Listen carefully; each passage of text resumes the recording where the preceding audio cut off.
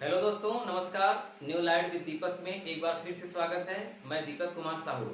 आज आप लोगों के सुझाव पर, आप लोगों के कमेंट पर बहुत ही महत्वपूर्ण वीडियो लेकर आया हूं। इसमें हम लोग सीखेंगे कि एक त्रिभुजाकार खेत को हम 3 भागों में कैसे बांटते हैं, क्योंकि 2 भागों में बांटना बहुत ही आसान होता है। 2 से अधिक भागों में बांटना थोड़ा कठिन होता है। तो 2 से अधिक, चाहे 3 भाग हो, चाहे 4 भाग हो, चाहे 5 भाग हो, चाहे जितना भाग हो, इसी नियम से आप बांटिएगा जो नियम मैं आपको सिखाने जा रहा हूँ। इससे एक भी % गलत होने का चांस नहीं है। तो वीडियो में बने रहिए, पूरा देखिएगा। आपको बहुत ही सरल शब्दों में समझाएंगे और आपको पूरी बात समझ में आ जाएगी हमेशा के लिए। देखिए, हमारे सामने एक समकोण त्रिभुज है। समकोण त्रिभुज का मतलब कि एक कोना 90 डिग्री का हो, है ना। अब इसमें ये आधार यानी कि इसको आप चौड़ाई बोल सकते हो, 30 मीटर है। इसे ऊंचाई या लंबाई बोल सकते हो या लंब बोल सकते हो। इसकी माप 40 मीटर और ये कर्ण है, कर्ण की माप 50 मीटर है। तो समकोण त्रिभुज में क्षेत्रफल निकालने के लिए हमें कर्ण की आवश्यकता नहीं पड़ती, केवल आधार और लंब से ही हम क्षेत्रफल निकाल लेते हैं। ठीक है। तो सबसे पहले हम इस त्रिभुज का निकालेंगे क्षेत्रफल, और हम इस त्रिभुज को 3 भागों में बांटेंगे कि बराबर बराबर जमीन मिले। तो देखिए, सबसे पहला तरीका ये है कि आपको क्षेत्रफल भी नहीं निकालना पड़ेगा और ये बंट जाएगा।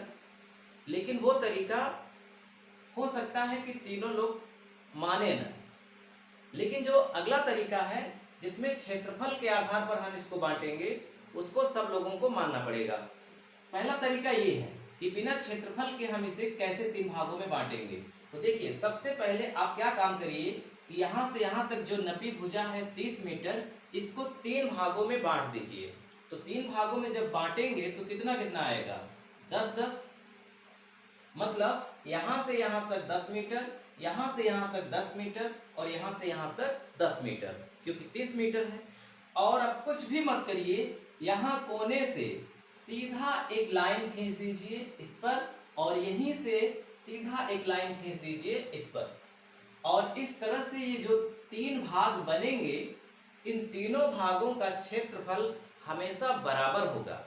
इस पूरे त्रिभुज का क्षेत्रफल कितना है, इससे आपका कोई काम नहीं है, कोई लेना देना नहीं है। फिर भी ये 3 भागों में बंट गया बिना क्षेत्रफल निकाले।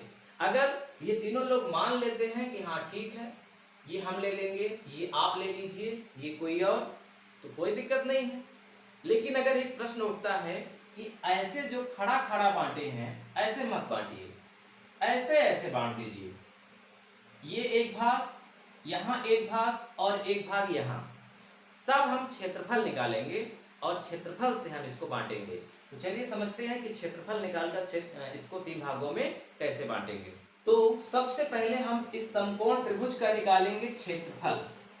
तो पिछले वीडियो में हमने इसीलिए त्रिभुज पर क्षेत्रफल कैसे निकलता है पूरा डिटेल में आपको समझाया है।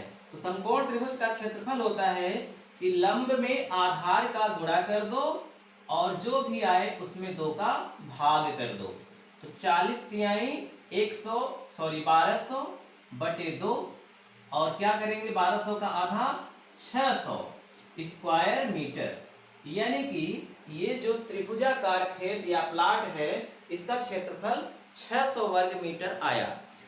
अब 600 वर्ग मीटर का मतलब ये हुआ कि अगर हमें इसे 3 भागों में बांटना है तो एक भाग में कितना वर्ग मीटर आएगा क्षेत्रफल, 200, क्योंकि 200 तिहाई 600।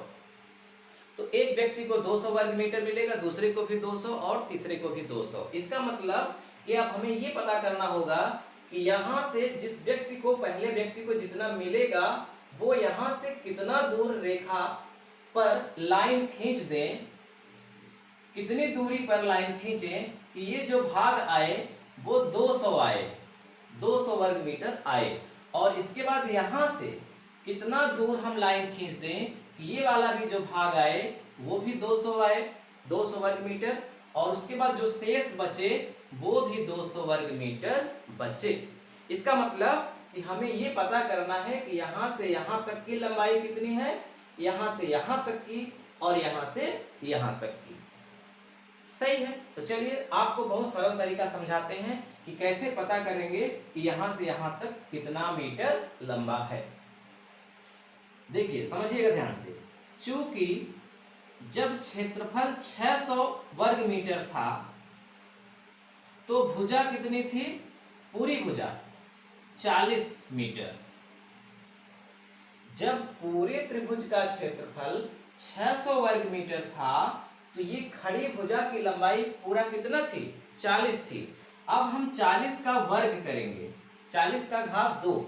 ऐसा क्यों करते हैं, ये त्रिभुज का नियम होता है, ठीक है। तो 40 का वर्ग यानी कि भुजा का वर्ग। अब समझिएगा नेक्स्ट पॉइंट अगला में लिखेंगे कि यदि क्षेत्रफल 1 वर्ग मीटर हो, ये चूकी का नियम व्यवहारिक गणित में आप लोग पढ़े होंगे, लिखा रहता है ना कि 600 रुपए में यदि 40 पुस्तकें मिलती हैं तो 1 रुपए में कितनी पुस्तक मिलेगी। इस तरह से इस नियम से हम लगा रहे हैं 600 वर्ग मीटर क्षेत्रफल में 40 मीटर लंबी भुजा, तो 1 वर्ग मीटर क्षेत्रफल में कितनी मीटर, तो 40 का वर्ग कितना हो जाएगा, 40 गुणित 40 बटे 600।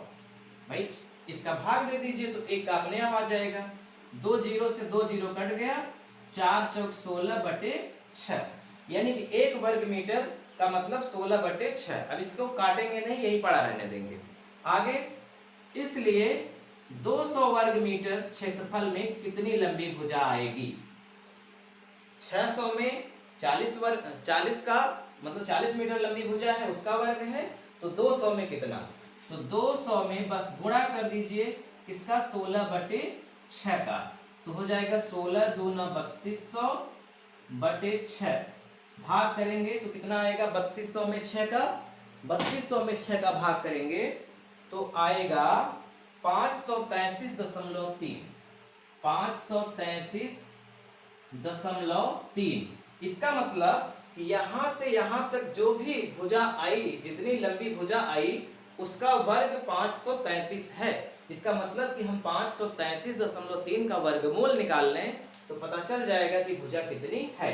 तो अब क्या काम करिए, आप कैलकुलेटर में जाइए और वहां वर्गमूल का चिन्ह होता है, ऐसे वर्गमूल का चिन्ह रहता है, तो वर्गमूल का चिन्ह दबाइए, उसके बाद 533 लिख दीजिए। 533.3 जैसे ही लिखेंगे सीधा सीधा 23 के आगे कुछ पॉइंट में आ जाएगा, 23.0 करके आगे कुछ आएगा उसको छोड़ दीजिए, तो आप क्या लिख देंगे, 23 मीटर। इसका मतलब कि यहां से यहां तक जो भुजा है वो कितनी मीटर है, 23 मीटर लंबी भुजा है। मतलब किनारे से 23 मीटर लंबी भुजा से अगर इस पर कर्ण पर एक लाइन खींच देंगे तो ये जो अलग होगा भाग, उस भाग का क्षेत्रफल 200 वर्ग मीटर आएगा। अब इसी तरह से अगला भी होगा, और जब अगला हो जाएगा तो ये वाला तो अपने आप हो जाएगा, इसको करना ही नहीं पड़ेगा। तो चलिए अब दूसरा वाला देखते हैं कि दूसरा वाला कैसे करेंगे। ठीक, तो दूसरा वाला करने के लिए आपको कुछ भी नहीं करना है, आप समझिएगा ध्यान से। इसका हो गया 200, अगर यहां से या कहीं से लाइन हमको खींचना है तो इसका मतलब कि 200 प्लस 200 400 वर्ग मीटर होना चाहिए, है ना, 400। तो यहां जैसे हमने 200 वर्ग मीटर का निकाला वैसे ही हमको निकालना है 400 वर्ग मीटर का, क्योंकि 200 इसका 200 इसका, तो पता हो जाएगा कि यहां से यहां तक कितना। तो 400 वर्ग मीटर का क्या करेंगे, 400 में गुणा कर देंगे, किसका, जैसे 200 में 16 बटे 6 का किए थे, तो अब 400 में 16 बटे 6 का गुणा करेंगे तो क्या आ जाएगा, 16 चौको 6400 बटे 6, 6400 में 6 का भाग दे दीजिए तो 1066.6 आया। मतलब यहां से यहां तक की जो भुजा है उस भुजा का वर्ग 1066 है। इसका मतलब कि 1066 का वर्गमूल निकाल लें तो पता चल जाएगा कि यहां से यहां तक कितना है।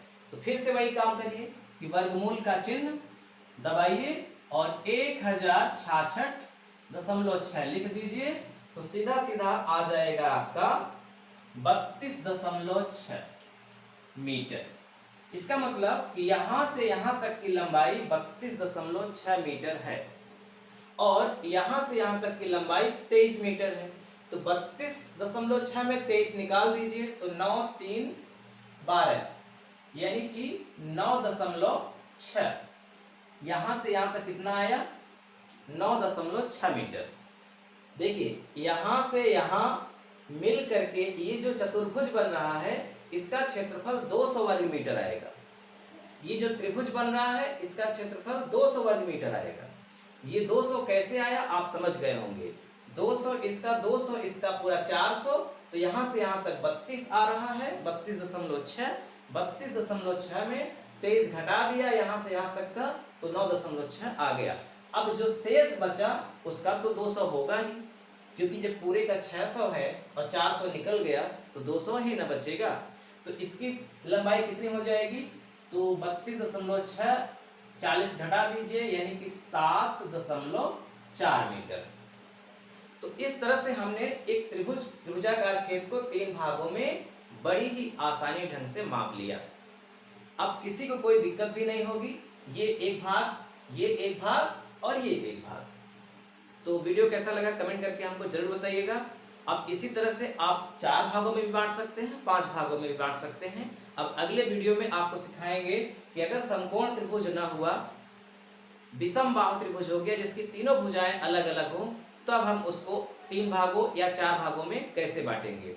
ठीक है, तो कमेंट करके आप बताइए कि आप किस पर वीडियो चाहते हैं, मैं उसी पर बनाऊंगा और आपको पूरी तरह से संतुष्ट करने की कोशिश करूंगा, ताकि आपको परेशानी ना हो और आप अपने जमीन को, बंटवारे को अपने से कर सकें, किसी और के पास जाने की आवश्यकता न हो। ठीक है, मिलते हैं अगले वीडियो में, तब तक के लिए नमस्कार।